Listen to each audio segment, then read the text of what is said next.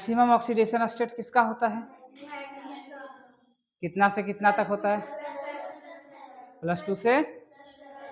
और मिनिमम किसका होता है? स्कैंडियम और जिंक का। गुड, ठीक है। स्कैंडियम का कितना होता है? +3। जिंक का कितना होता है? +2 होता है। ठीक, आज हम लोग डिस्कस करेंगे trends in stability of higher oxidation state. ठीक है, हायर ऑक्सीडेशन स्टेट्स में स्टेबिलिटी का क्या ट्रेंड्स है? तो क्या कहता है, हायर ऑक्सीडेशन स्टेट जो होता है, ठीक है, उसको स्टेबलाइज करने के लिए हाई इलेक्ट्रोनेगेटिव एलिमेंट्स का होना जरूरी है।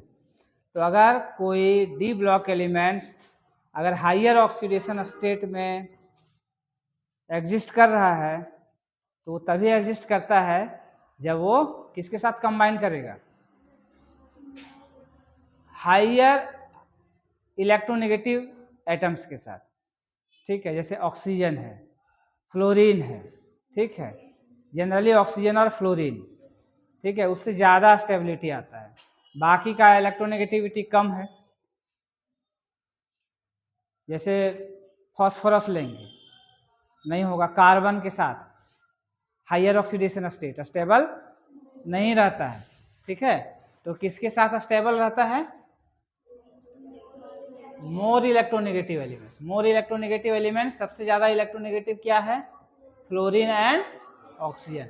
तो सबसे ज़्यादा देखोगे हायर ऑक्सीडेशन स्टेट वाला अगर डी ब्लॉक एलिमेंट्स है तो देखना कि वो ज़्यादातर किसके साथ कंबाइन होता है? ऑक्सीजन और फ्लोरीन के साथ। ठीक है, जैसे हम लोग एक एग्जाम्पल पिछला क्लास में देखे थे ना, पोटासियम पर मैग्नेट में MnO4-। तो यहाँ मैग्नीज हाईएस्ट ऑक्सीडेशन स्टेट में होता है +7। क्यों? क्योंकि ये ऑक्सीजन के साथ कंबाइन है। यही ऑक्सीजन के नीचे वाला ग्रुप सल्फर है, लेकिन उसके साथ स्टेबल नहीं रहेगा। ठीक है, क्योंकि सल्फर का इलेक्ट्रोनेगेटिविटी क्या है? कम है। ठीक है, उसी तरह से पोटासियम डाइक्रोमेट में डाइक्रोमेट आयन जो होता है Cr2O7 2-। यहाँ क्रोमियम जो है वो +6 ऑक्सीडेशन स्टेट में होता है। ठीक है, तो ये किसके साथ कंबाइंड है? ऑक्सीजन के साथ। ऑक्सीजन क्या है? हाई इलेक्ट्रोनेगेटिव एलिमेंट्स है। ठीक है, तो स्टेबिलिटी को सपोर्ट करता है high electronegative, higher oxidation state को सपोर्ट करता है हाई इलेक्ट्रोनेगेटिव एलिमेंट्स। ठीक है, highest oxidation state of titanium, vanadium and chromium halides, ठीक है, किसमें होता है? TiX4 में। TiCl4 होता है। Ti टाइटेनियम जो है क्लोरीन के साथ भी कंबाइन, X4 मतलब क्लोरीन भी हो सकता है, फ्लोरीन भी हो सकता है।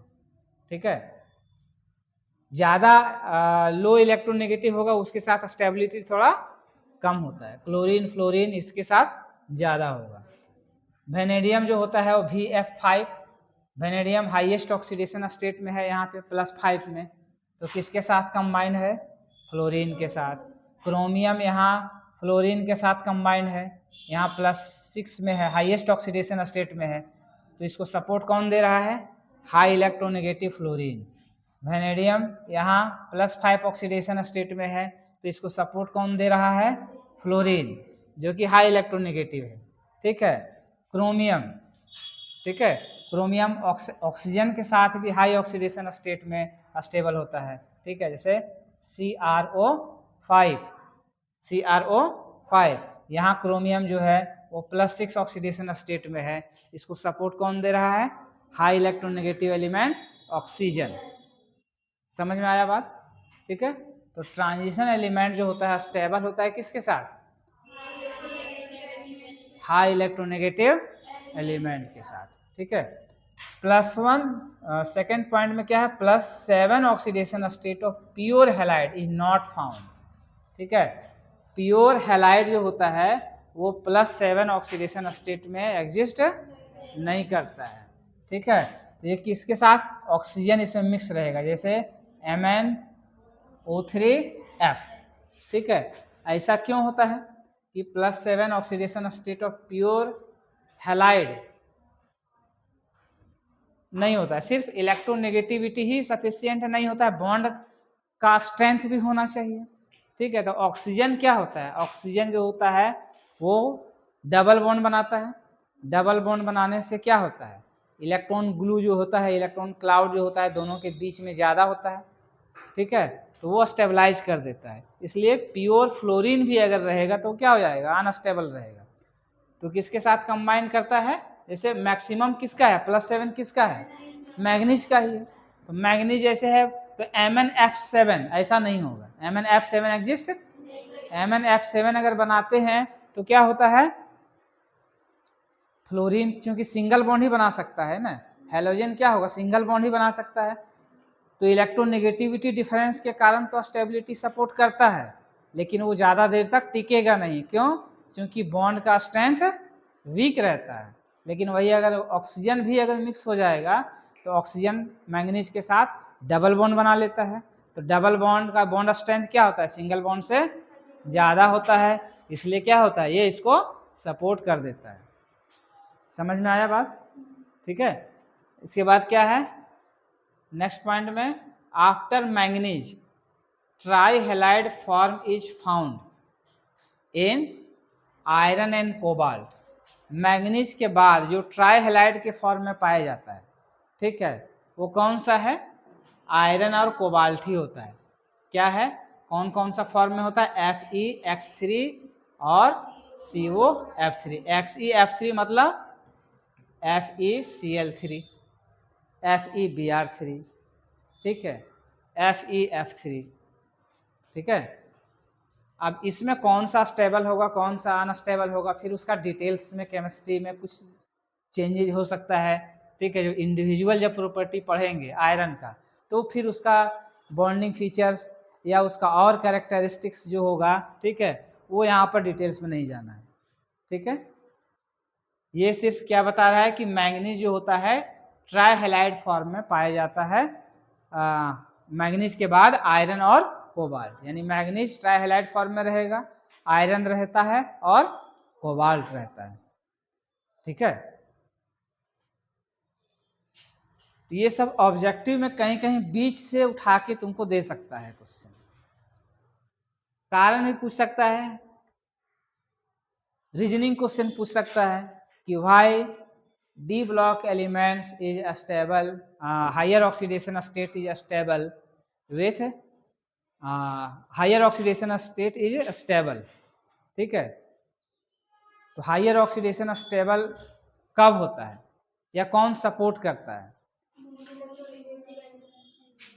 More electronegative elements. More electronegative elements के प्रेजेंस में D block elements higher oxidation state में एग्जिस्ट करता है। ठीक है, CuI cuprous iodide is stable but CuI2 is not. ये क्वेश्चन आया हुआ भी है, ये पूछता भी है। ठीक है, CuI ठीक है स्टेबल है, लेकिन CuI2 स्टेबल नहीं है। क्यों, क्यों नहीं है, तो यहाँ एक्सप्लेनेशन भी है साथ में। क्यों नहीं है, क्योंकि CuI जो होगा वो आयोनाइज्ड हो जाता है किस में, Cu प्लस और I माइनस में। ठीक है, और आयोनाइज जब होगा तो आयोनाइजेशन को सपोर्ट देता है, कौन सपोर्ट देता है, I माइनस जो है वो ऑक्सीडाइज हो जाता है I2 में। I माइनस किस में ऑक्सीडाइज हो जाता है, I2 में। तो I माइनस इसलिए क्या होता है, स्टेबल होता है, लेकिन CuI2 नहीं होता है, क्योंकि CuI2 जो होगा वो क्या कर देता है, ऑक्सीडाइज कर देता है I माइनस को किस में, I2 में। Cu2 प्लस क्या हो गया, मैक्सिमम ऑक्सीडेशन स्टेट में Cu2 प्लस से ज़्यादा नहीं हो सकता है। तो Cu2 प्लस से क्या होगा, वो सिर्फ रिड्यूस हो सकता है। क्या हो सकता है, रिड्यूस हो सकता है। तो रिड्यूस हो सकता है जब Cu2 प्लस रिड्यूस हो करके ये Cu2 प्लस से Cu प्लस बना सकता है, मतलब रिड्यूस होगा। तो जब रिड्यूस होगा तो अगर I माइनस सॉल्यूशन में रहेगा तो ये इसको ऑक्सीडाइज भी कर देगा I माइनस को किस में, I2 में। I माइनस को किस में ऑक्सीडाइज कर देगा, I2 में। इसलिए CuI2 अगर है, ठीक है, तो वो क्या हो जाएगा, अनस्टेबल होगा। Cu(I2) क्या होगा? अनस्टेबल होगा। क्यों? क्योंकि Cu2 प्लस I माइनस को I2 में ऑक्सीडाइज कर देता है, ठीक है, तो ये टूट जाएगा। स्टेबल मतलब क्या होगा? क्रिस्टल फॉर्म में होना चाहिए, टूटना नहीं चाहिए। अनस्टेबल मतलब जल्दी डिसोसिएट हो जाएगा। तो Cu(I) स्टेबल इसलिए होता है क्योंकि Cu(I) में आयन क्या है? Cu प्लस है, और एनायन इसमें है I minus. Cation Cu plus और एनायन क्या है? तो I माइनस I2 में कन्वर्ट होने के लिए, ऑक्सीडाइज होने के लिए कॉपर आयन को क्या होना पड़ेगा? रिड्यूस होना पड़ेगा। कॉपर आयन को रिड्यूस होना पड़ेगा, लेकिन इसका रिड्यूस होने का चांस नहीं है। चांस क्या है इसका? ऑक्सीडाइज होने का ही चांस है, ठीक है, ऑक्सीडाइज होने का चांस ज़्यादा है, ठीक है। इसलिए यहाँ पर यह स्टेबल रहता है, लेकिन Cu(I2) स्टेबल नहीं होता है। और ये इसका रिएक्शन है, इसका रिएक्शन सपोर्टिंग रिएक्शन ये तुम दे सकते हो अगर ये क्वेश्चन पूछेगा। ये बहुत इंपॉर्टेंट क्वेश्चन है, ठीक है, इंपॉर्टेंट क्वेश्चन बीच में आएगा। Cu(I2) is stable but Cu(I2) is not stable, ठीक है। तो क्या लिखोगे? Because Cu2 plus oxidises I minus two I2। कैसे ऑक्सीडाइज होता है? तो इस रिएक्शन के थ्रू ऑक्सीडाइज होता है। इस रिएक्शन को लिख देना। ये भी बहुत इंपॉर्टेंट है। इसके बाद इसके नीचे वाला जो पार्ट है, कह रहा है Cu plus in aqueous solution is unstable. Cu plus aqueous solution में क्या होता है? अनस्टेबल होता है। And undergoes disproportionation, and undergoes disproportionation as Cu plus two. Disproportion मतलब ऑक्सीडाइज भी होगा और रिड्यूस भी होगा। तो ऑक्सीडाइज होगा तो +1 से +2 Cu2 प्लस में, और रिड्यूस होगा तो किस में? +1 से 0, ठीक है। बिकॉज क्यों ऐसा होता है? Hydration enthalpy of Cu2 plus is very high as compare to Cu plus. Cu2 plus का हाइड्रेशन इंथैल्पी डिस्कस किए हैं थर्मोडायनेमिक्स में। हाइड्रेशन इंथैल्पी क्या होता है? कोई आयन जो होता है, कोई आयन, इसके चारों ओर क्या होता है? वाटर का घेरा बन जाता है, वाटर का घेरा बन जाता है। और इस प्रोसेस में जो एनर्जी रिलीज होता है, इस प्रोसेस में जो एनर्जी रिलीज होता है, इसी एनर्जी को क्या कहते हैं? हाइड्रेशन इंथैल्पी कहते हैं, ठीक है। तो Cu प्लस जो होता है एक्वस सॉल्यूशन, एक्वस सॉल्यूशन में रहेगा तो वो तो हाइड्रेटेड होगा ही वाटर से। तो दो केस है कि एक सॉल्यूशन, मान लो कि एक सॉल्यूशन है जिसमें H2O plus Cu plus ion, और दूसरा सॉल्यूशन है H2O प्लस Cu2 प्लस है, ठीक है। तो क्या कह रहा है कि Cu प्लस एक्वस सॉल्यूशन में, Cu प्लस जो है एक्वस सॉल्यूशन में अनस्टेबल है। इसमें क्या है? अनस्टेबल है, ये स्टेबल है। तो इसका कंसेप्ट क्या है? इसका लॉजिक क्या है? Hydration enthalpy. लॉजिक क्या है? Hydration enthalpy. हाइड्रेशन, अब हाइड्रेशन इंथैल्पी Cu प्लस का ज्यादा होगा या Cu2 प्लस का ज्यादा होगा? हाइड्रेशन इंथैल्पी मतलब क्या हो जाएगा? वाटर का अपोजिट पोल को अट्रैक्ट करेगा। तो अपोजिट पोल को अट्रैक्ट करने का क्षमता किस में ज्यादा होगा? जिसमें चार्ज ज्यादा होगा। Cu2 प्लस में चार्ज ज्यादा है या Cu प्लस में चार्ज ज्यादा है? Cu2 प्लस में। तो वाटर को कैप्चर करने का, हाइड्रेट करने का क्षमता ज्यादा किसमें होगा? और जो ज्यादा हाइड्रेट करेगा वो ज्यादा एनर्जी रिलीज करेगा, ठीक है। इसलिए Cu2 प्लस अगर डिजॉल्व है वाटर में तो उसका हाइड्रेशन इंथैल्पी क्या होता है? ज्यादा होता है देन Cu प्लस। इसीलिए Cu2 प्लस आयन एग्जिस्ट करता है, स्टेबल होता है सॉल्यूशन में, लेकिन Cu प्लस आयन स्टेबल नहीं होता है, ये अनस्टेबल होता है। कंसेप्ट समझ में आ गया, ठीक है। तो कुछ तो याद करने का चीज है, लेकिन ये सब जो है वो कॉन्सेप्चुअल बेस्ड क्वेश्चन है, ठीक है। और ये आता भी है, ये दोनों क्वेश्चन आया हुआ है एग्जाम में, बहुत इंपॉर्टेंट है, ठीक है। कि CuI जो है स्टेबल है, but Cu2+ is not stable. Why? ठीक है। दूसरा क्वेश्चन क्या पूछता है कि Cu+ in aqueous solution is unstable and undergoes disproportionation. Why? ठीक है, अनस्टेबल होता है, डिस्प्रपोर्शनेट क्यों हो जाता है?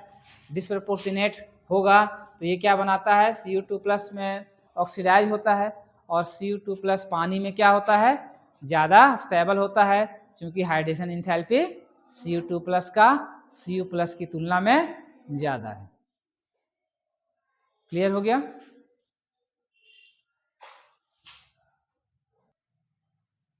ठीक है।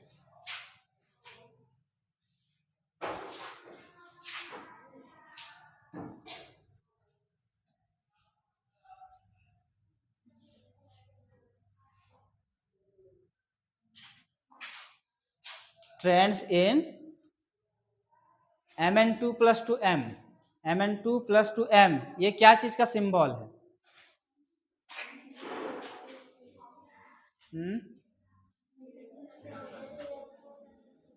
क्या चीज को दर्शाता है ये? रिडक्शन को दर्शाता है। अच्छा, standard electrode potential. Standard electrode potential means कौन सा पोटेंशियल होता है, रिडक्शन पोटेंशियल या ऑक्सीडेशन पोटेंशियल? Reduction potential. ठीक है, यानी ट्रेंड्स इन, किसका ट्रेंड यहाँ पर डिस्कस करना है, E0 M2+, ये क्या हो गया,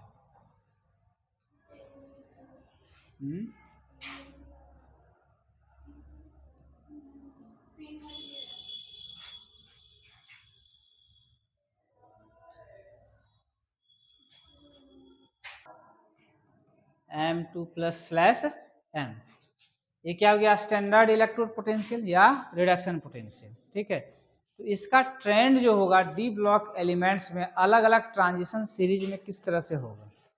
ठीक है, अलग अलग ट्रांजिशन सीरीज में किस तरह से वेरी करता है। तो क्या कह रहा है कि the standard electrode potential of M2+ to M depend करता है किस पे, 3 फैक्टर पे डिपेंड करता है। किस पर? Ionisation enthalpy, enthalpy of atomisation and hydration enthalpy. ठीक है, कैसे ये 3 चीज पे डिपेंड करेगा? जो भी मेटल है, सपोज कि हम लेते हैं आयरन, ठीक है, तो आयरन जो होगा तो सबसे पहले क्या होगा, आयरन सॉलिड फॉर्म में होता है, तो आयरन सॉलिड से क्या बनेगा, ये आयरन वेपर में। तो इसमें इंथैल्पी जो चेंज होता है इसको कहते हैं इंथैल्पी ऑफ एटोमाइजेशन। ठीक है, अब इंथैल्पी ऑफ एटोमाइजेशन ये पॉजिटिव होगा या नेगेटिव होगा, ये बताओ, इसको समझो, ये समझोगे नहीं तो रटते हुए जिंदगी चला जाएगा। क्या होगा, इंथैल्पी ऑफ एटोमाइजेशन पॉजिटिव होगा या नेगेटिव होगा? हैं, नेगेटिव। सॉलिड से गैस में बदलते हैं तो हीट रिलीज होता है कि हीट देना पड़ता है, तो नेगेटिव होगा कि पॉजिटिव होगा, बोलो। पॉजिटिव ना होगा, सॉलिड से वेपर में कन्वर्ट कर रहे हैं तो बिना हीट दिए वो सॉलिड से वेपर में जाएगा, तो पॉजिटिव ना होगा, पॉजिटिव हो गया, ये हो गया पॉजिटिव। ठीक है, इसके बाद क्या हो रहा है कि Fe जो गैसियस स्टेट में है, ठीक है, वो किस में चेंज होगा, मान लो कि Fe2+ डाइवैलेंट आयन के लिए हम लोग स्टैंडर्ड इलेक्ट्रोड पोटेंशियल का ट्रेंड पता करेंगे, तो क्या हो जाएगा, ये Fe गैस 2+ + 2 इलेक्ट्रॉन, तो इसमें क्या हो रहा है, Fe से Fe2+ बन रहा है, तो इस प्रोसेस को क्या कहते हैं, आयोनाइजेशन हो रहा है ना, आयोनाइज्ड हो रहा है ना, तो आयोनाइजेशन हो रहा है, तो इसमें जो एंथैल्पी यूज होगा उसको क्या कहेंगे, एंथैल्पी ऑफ, इसमें जो एंथैल्पी चेंज होगा वो क्या कहलाएगा, एंथैल्पी ऑफ आयोनाइजेशन। ठीक है, या आयोनाइजेशन एंथैल्पी, ये पॉजिटिव होगा या नेगेटिव होगा, इलेक्ट्रॉन निकालने में एनर्जी लगता है कि एनर्जी रिलीज होता है, लगता है, तो पॉजिटिव होगा या नेगेटिव होगा, पॉजिटिव होगा, ये क्या हो जाएगा, पॉजिटिव होगा। ठीक है, अब चूंकि ये जो आयोनाइजेशन होगा ये किसी सॉल्यूशन में होगा, किसमें होगा? सॉल्यूशन में होगा। ठीक है, मान लो कोई बीकर में ये प्रोसेस हो रहा है तो यहाँ पर क्या हो जाएगा? वाटर भी है, वाटर भी है, तो वाटर भी है तो क्या हो जाएगा? Fe2 प्लस इसका हाइड्रेशन होगा। अभी हाइड्रेशन एंथैल्पी डिस्कस किए, तो यहाँ पे क्या हो जाएगा? इसके साथ ही साथ क्या हो जाएगा? हाइड्रेशन प्रोसेस भी होगा। ठीक है, यानी एक और टर्म इसमें यूज होगा, एंथैल्पी ऑफ हाइड्रेशन। अब बताओ एंथैल्पी ऑफ हाइड्रेशन पॉजिटिव होगा या नेगेटिव होगा? हाइड्रेशन एंथैल्पी क्या बताए थे? एनर्जी रिलीज होता है कि एब्जॉर्ब करता है? रिलीज होता है। गुड, ठीक है, तो ये क्या हो जाएगा? नेगेटिव। तो यहाँ दो तरह का एंथैल्पी पॉजिटिव है और एक तरह का एंथैल्पी क्या है? और ये तीनों को कंबाइंड करते हैं तो इस पर डिपेंड, ये तीनों का कॉम्बिनेशन पे इसका वैल्यू निकलता है। ठीक है, जैसे इलेक्ट्रोकेमिस्ट्री में हम लोग सिंपली पढ़े हैं ना कि इसका वैल्यू डायरेक्ट हम लोग निकाले हैं। ठीक है, जैसे कॉपर का कितना था स्टैंडर्ड रिडक्शन पोटेंशियल? 0.34 वोल्ट। ठीक है, आयरन का -0.44 वोल्ट। ठीक है, जिंक का -0.76 वोल्ट। तो किसी का नेगेटिव आता है, किसी का पॉजिटिव आता है। क्यों आता है? क्योंकि ये तीनों का एनर्जी का कैलकुलेशन होता है। ये पोटेंशियल है तो ये भी एनर्जी का ही एक टर्म है। ठीक है, तो अगर ये दोनों टर्म पॉजिटिव हो गया, ये दोनों टर्म ज़्यादा है और ये वाला कम है, तो overall standard reduction potential positive होगा। ठीक है, यानी आयनाइजेशन एंथैल्पी और एंथैल्पी ऑफ एटोमाइजेशन मिल करके अगर हाइड्रेशन एंथैल्पी से ज़्यादा हो गया तो स्टैंडर्ड इलेक्ट्रोड पोटेंशियल पॉजिटिव होगा, और अगर ये दोनों मिल करके हाइड्रेशन एंथैल्पी से कम हो गया, यानी हाइड्रेशन एंथैल्पी ज़्यादा हो गया, तो स्टैंडर्ड इलेक्ट्रोड पोटेंशियल नेगेटिव होगा। ठीक है, यहाँ तक समझ में आ गया? यहाँ तुमको केवल फर्स्ट ट्रांजिशन सीरीज का ही डिस्कस करना है। ठीक है, तो फर्स्ट ट्रांजिशन सीरीज में क्या होता है, क्या क्या पॉइंट इसमें है? पहला चीज की जो हम लोग कैलकुलेट करते हैं मैथमेटिकली और एक्सपेरिमेंटली जो ऑब्जर्व होता है स्टैंडर्ड पोटेंशियल, ठीक है, ये ऑलमोस्ट सेम होता है। मतलब एक्सपेक्टेड वैल्यू और ऑब्जर्व वैल्यू, ठीक है, कैलकुलेटेड वैल्यू और ऑब्जर्व वैल्यू, ये दोनों क्या होता है? सेम होता है, एक्सेप्ट कोबाल्ट एंड निकेल। ये ऑब्जेक्टिव क्वेश्चन यहाँ बनता है। ठीक है, फर्स्ट ट्रांजिशन सीरीज में कौन सा एलिमेंट है जिसका ऑब्जर्व स्टैंडर्ड इलेक्ट्रोड पोटेंशियल और कैलकुलेटेड इलेक्ट्रोड पोटेंशियल सेम नहीं होता है? तो क्या होगा वो? कोबाल्ट और निकेल। ये ग्राफ से भी इसको देख सकते हैं। ये जो हो गया स्टैंडर्ड इलेक्ट्रोड पोटेंशियल, ये 0 वोल्ट है। ये कितना है? इसके ऊपर हो गया पॉजिटिव और इसके नीचे हो गया, और इधर हो गया एलिमेंट टाइटेनियम से लेकर के जिंक तक। ठीक है, सबका डेटा का ग्राफ दिया हुआ है, ऑब्जर्व और कैलकुलेटेड दोनों दिया हुआ है। रेड वाला जो है ये ऑब्जर्व वैल्यू को दर्शा रहा है और ग्रीन वाला जो है वो कैलकुलेटेड वैल्यू को दर्शा रहा है। तो यहाँ तक देखो, ठीक है, आयरन तक, आयरन में क्या है? ऑब्जर्व वैल्यू और कैलकुलेटेड वैल्यू क्या निकल रहा है? सेम निकल रहा है। ठीक है, कोबाल्ट और निकेल, ये हो गया, ये दोनों क्या है? किसके लिए है? ये कोबाल्ट का हो गया और ये निकेल का। ठीक है, ये ऑब्जर्व वैल्यू है और ये कैलकुलेटेड वैल्यू। मतलब एक्सपेरिमेंटली डिटरमाइंड वैल्यू कोबाल्ट और निकेल का ज्यादा होता है देन कैलकुलेटेड वैल्यू से। कैलकुलेटेड वैल्यू से बाकी सब में क्या होता है? सेम है, करीब करीब ऑब्जर्व और कैलकुलेटेड सेम है। तो इसके रिफरेंस में जनरल कैरेक्टरिस्टिक्स लिखना होगा तो सबसे पहला पॉइंट क्या देंगे कि स्टैंडर्ड इलेक्ट्रोड पोटेंशियल कौन कौन चीज पर डिपेंड करता है, जिससे ये हम पता कर सकें कि क्यों नेगेटिव और क्यों पॉजिटिव होता है। दूसरा पॉइंट कि इस सीरीज में जो ऑब्जर्व वैल्यू है और कैलकुलेटेड वैल्यू है क्या सेम रहता है या डिफरेंट रहता है? अगर डिफरेंट होगा तो कौन कौन सा एलिमेंट के लिए डिफरेंट वैल्यू होता है, ऑब्जर्व वैल्यू और कैलकुलेटेड? तो किसके लिए डिफरेंट होता है? कोबाल्ट और निकेल के लिए, बाकी सब के लिए सेम। ठीक है, ये ग्राफ दिमाग में रखोगे तो बहुत सारा चीज तुमको एक्सप्लेन कर देगा ये। ठीक है, और क्या है, टाइटेनियम से लेके क्रोमियम तक बढ़ रहा होता है, उसके बाद मैग्नीज में घट जाता है, फिर उसके बाद बढ़ता है। ठीक है, और फिर जिंक के लिए घट जाता है। ठीक है, तो ये ट्रेंड है, इरेगुलर ट्रेंड है, मतलब रेगुलर ट्रेंड इसमें नहीं होता है। इंपॉर्टेंट पॉइंट दूसरा, पहला इंपॉर्टेंट क्या था कि ऑब्जर्व वैल्यू और कैलकुलेटेड वैल्यू में कहाँ डिफरेंस है। दूसरा इंपॉर्टेंट पॉइंट यहाँ पे है कि फर्स्ट ट्रांजिशन सीरीज में एक एलिमेंट ऐसा है जिसका स्टैंडर्ड इलेक्ट्रोड पोटेंशियल पॉजिटिव होता है, बाकी सबका नेगेटिव होता है।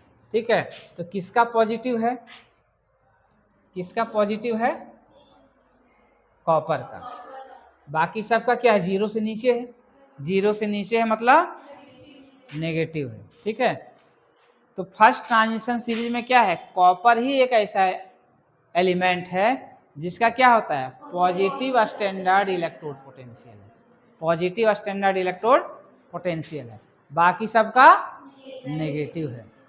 बाकी सबका, अब इसमें थोड़ा इलेक्ट्रोकेमिस्ट्री का कंसेप्ट इसमें आ गया, जो कि हम लोग डिस्कस किए हैं, और ये क्वेश्चन भी इलेक्ट्रोकेमिस्ट्री में डिस्कस किए थे। ठीक है, कि ये क्या होता है, कॉपर जो होता है हाइड्रोजन गैस लिबरेट नहीं कर सकता है, किसके साथ? HCl के साथ। ठीक है, बाकी सारा जो एलिमेंट है जिसका नेगेटिव है वो लिबरेट करेगा। क्यों लिबरेट करेगा? क्योंकि बाकी जो एलिमेंट है, जैसे मान लो कि आयरन है, ठीक है, तो आयरन का जो E0 वैल्यू है, E0 Fe2+2 Fe, ये क्या होता है? नेगेटिव है। ये क्या है? नेगेटिव है। और हाइड्रोजन का जो E0 वैल्यू है, E0 H+2 H2, ये जीरो होता है। ठीक है, तो क्या होगा? ये ऑक्सीडाइज होता है और ये रिड्यूस होता है। तो H+ जब तक रिड्यूस नहीं होगा तब तक हाइड्रोजन गैस लिबरेट नहीं करेगा। तो हाइड्रोजन को रिड्यूस होने के लिए इसके साथ जो मेटल है उसको ऑक्सीडाइज होना होगा, और वो ऑक्सीडाइज तभी होगा जब उसका ऑक्सीडेशन पोटेंशियल हाई होगा या रिडक्शन पोटेंशियल लो होगा। स्टैंडर्ड रिडक्शन पोटेंशियल नेगेटिव होगा। ठीक है, तो बाकी सारा एलिमेंट्स का चूंकि स्टैंडर्ड रिडक्शन पोटेंशियल नेगेटिव है, इसीलिए क्या होता है, हाइड्रोक्लोरिक एसिड के साथ जब रिएक्शन कराते हैं तो रिएक्ट करता है और हाइड्रोजन गैस रिलीज करता है। ठीक है, लेकिन कॉपर HCl के साथ रिएक्शन नहीं करता है। क्यों? क्योंकि कॉपर का पॉजिटिव हो गया, तो पॉजिटिव हो गया रिडक्शन पोटेंशियल, और इसका जीरो है तो इसका तो रिडक्शन होगा। कॉपर का रिडक्शन होने का टेंडेंसी ज़्यादा है देन H+, तो जब तक रिड्यूस नहीं होगा H+ तो हाइड्रोजन गैस कहाँ से प्रोड्यूस करेगा? समझ में आ रहा है ना? तो इसीलिए क्या होता है, HCl के साथ कॉपर हाइड्रोजन गैस रिलीज नहीं करता है। लेकिन दूसरा अगर कोई एसिड है, जैसे नाइट्रिक एसिड और सल्फ्यूरिक एसिड, तो उसके साथ रिलीज करेगा, उसके साथ रिलीज करेगा। तो इसमें क्या कहानी हो गया, क्या ट्विस्ट हो गया कि इसके साथ रिलीज कर दिया ये दोनों के साथ, लेकिन HCl के साथ नहीं किया। ठीक है, HCl के साथ नहीं किया। ठीक है, तो इसका कारण क्या है, इसका रीजन क्या है? एसिड के साथ जो दूसरा रेडिकल है, ठीक है, वो ऑक्सीडाइज हो रहा है या रिड्यूस हो रहा है, वो देखना है। वो ऑक्सीडाइज होता है या रिड्यूस होता है। अगर पार्टनर मिल जाएगा H+ को, जैसे कोई भी एसिड है तो H+ जो होगा वो क्या हो जाएगा? H+ और उसके साथ काउंटर आयन जो होगा X- जो भी है, Cl- है, NO3- है, X- की जगह पर NO3- हो सकता है या SO4 2- है। तो इसके साथ जो पार्टनर है वो सपोर्ट कर रहा है कि नहीं रिड्यूस करने में, वो सपोर्टिव रोल में है या नहीं है। अगर सपोर्टिव रोल में होगा, अगर सपोर्टिव रोल में होगा तब रिलीज करेगा, नहीं होगा तो नहीं करेगा। ठीक है, तो यहाँ पर सल्फ्यूरिक एसिड और नाइट्रिक एसिड, सल्फ्यूरिक एसिड और नाइट्रिक एसिड ये सपोर्ट करता है। ठीक है, ये क्या करता है? सपोर्ट करता है इसको रिड्यूस करने के लिए। इसलिए क्या होता है? H प्लस रिड्यूस होकर के क्या देता है? हाइड्रोजन गैस लिबरेट करता है। ठीक है, तो ये भी सपोर्ट कब मिलेगा इसको? ट्रीटेड विथ किसके साथ? हॉट कंसंट्रेटेड नाइट्रिक एसिड के। कैसा होना चाहिए? Concentrated nitric acid. ठीक है, डाइल्यूट नहीं होना चाहिए। क्या होना चाहिए? तो अगर कंसंट्रेटेड नाइट्रिक एसिड होगा, हॉट कंसंट्रेटेड सल्फ्यूरिक एसिड होगा, ठीक है, उसमें अगर कॉपर का अगर रॉड को अगर डालते हैं, ये एक्सपेरिमेंट करके भी तुम देख सकते हो। ठीक है, लैब में चलेंगे तो अगर कॉपर का स्क्रैप्ड होगा तो देखेंगे उसके रिएक्शन करवा के। कॉपर अगर होगा तो हाइड्रोजन गैस रिलीज करेगा। ठीक है, किसके साथ? HNO3 कंसंट्रेटेड, लेकिन डाइल्यूट के साथ नहीं करेगा। ठीक है, और HCl के साथ नहीं होगा, HCl के साथ नहीं होगा। ठीक है,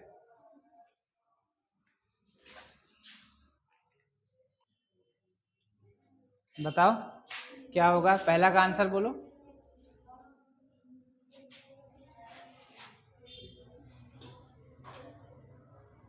फर्स्ट का answer in first transition series, पहला ट्रांजिशन सीरीज में ionisation enthalpy increases due to. Ionisation enthalpy क्यों इंक्रीज करता है? Increase in effective nuclear charge, या decrease in effective nuclear charge, या इंक्रीज इन साइज, या नन? क्या होगा?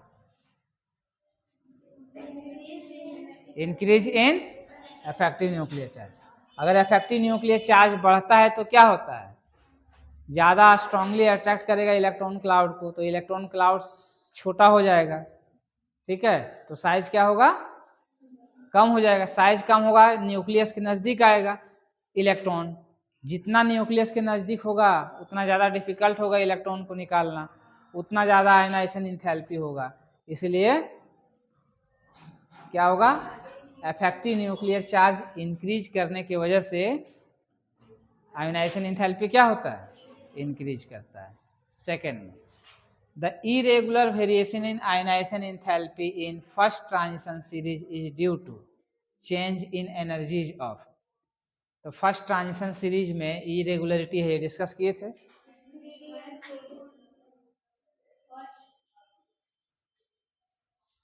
First transition series 3D and 4D, 3D and 4S। ठीक है, 3D एंड 4S पहला वाला होगा। ठीक है,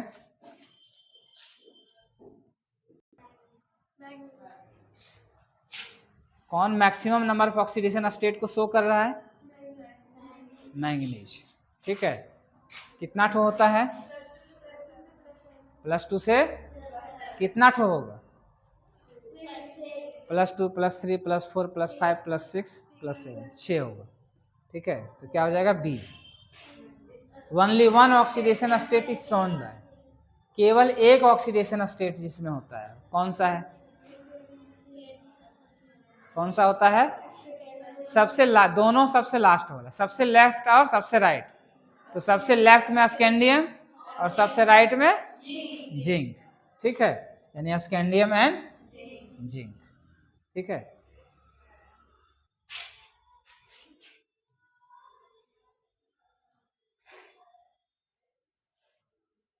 नेक्स्ट देखो, which of the following is unstable. कौन सा अनस्टेबल?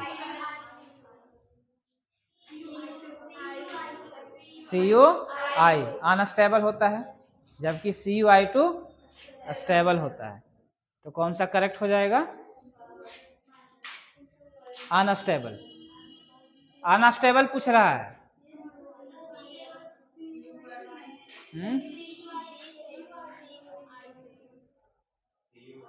CuI स्टेबल होगा या CuI2 स्टेबल होगा? CuI यहाँ क्या पूछ रहा है? अनस्टेबल। तो अनस्टेबल कौन होगा? CuI2। गुड, हाँ CuI2, हमको सुनाई दे रहा था CuI। ठीक है, से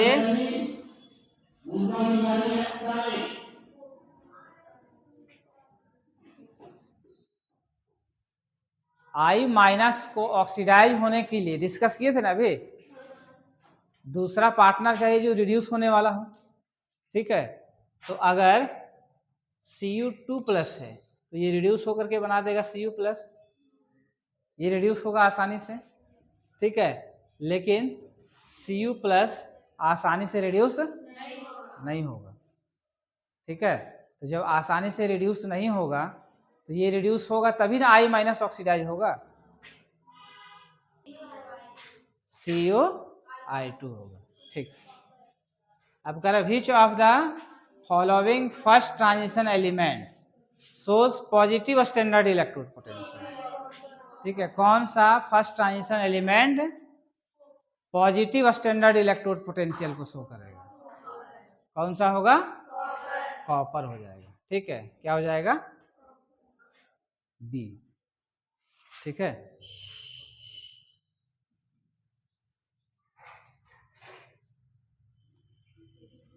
इसके बाद क्या है? Which of the following metal can not liberate hydrogen gas when treated with HCl। कौन सा मेटल HCl के साथ हाइड्रोजन गैस लिबरेट नहीं करेगा?